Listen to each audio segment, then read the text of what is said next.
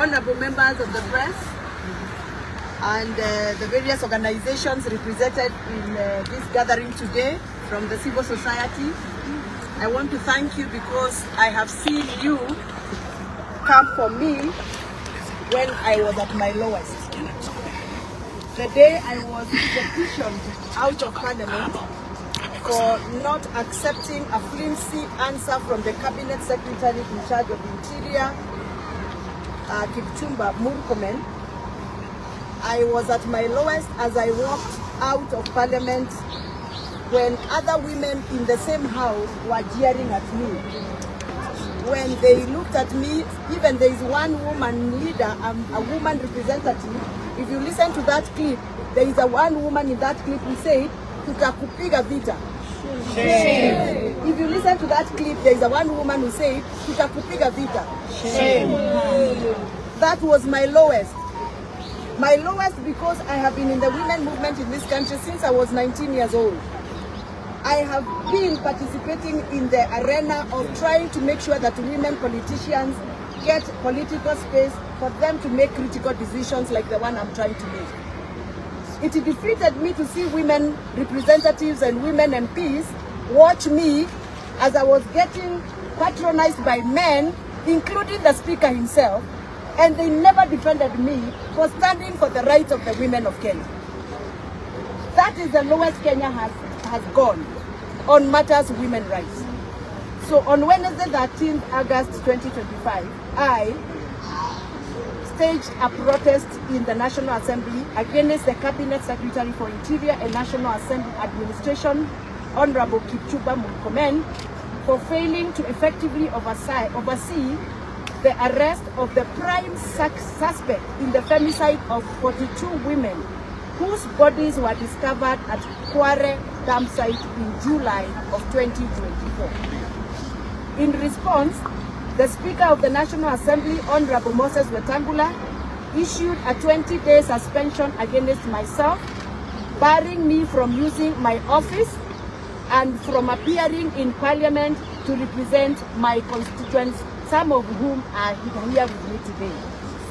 This is punitive action, and it is viewed as an attempt to silence both myself and the broader anti-femicide movement of Kenya, which continues to demand accountability from security agencies for failing to protect Kenyan women and girls from gender-based killings. In his response to my question in Parliament on the Kware dam site murders, the CS Murkomen confirmed that after 13 months, the Directorate of Criminal Investigation, that is the DCI, has only positively identified 5 out of 42 bodies. Please note, after 13 months, that is 1 year and 1 month, they have only been able to identify only 5 out of 42 bodies. He further admitted that since 20th August 2024, the prime suspect Collins Jumaisi escaped from police custody. The DCI has made no meaningful progress in locating him or identifying other suspects. Since 2016, over 930 women have been murdered in Kenya. I want to repeat, since 2016, over 930 women have been murdered in Kenya, yet only 216 perpetrators have been prosecuted. CS Murkomen's failure to aggressively pursue the perpetrators of the Kware femicide cases not only demonstrates contempt of the victims, but also reinforces the pattern that, under the current government watch, perpetrators of femicide can kill women and traumatize family with impunity. Speaker Wetangula's decision to act against myself rather than holding CS Murkomen accountable for failing to fulfill his constitutional duty to safeguard internal security further perpetuates this pattern of contempt against women's rights. It is particularly alarming that following his flippant treatment to myself, and other leaders like Senator Gloria, who has gone through the same, Murkomen went on to dismiss the BBC Africa Eye documentary, Madams, exposing Kenya's child sex trade in Maimahio in Girigiri, describing it as an attack on Kenya's image.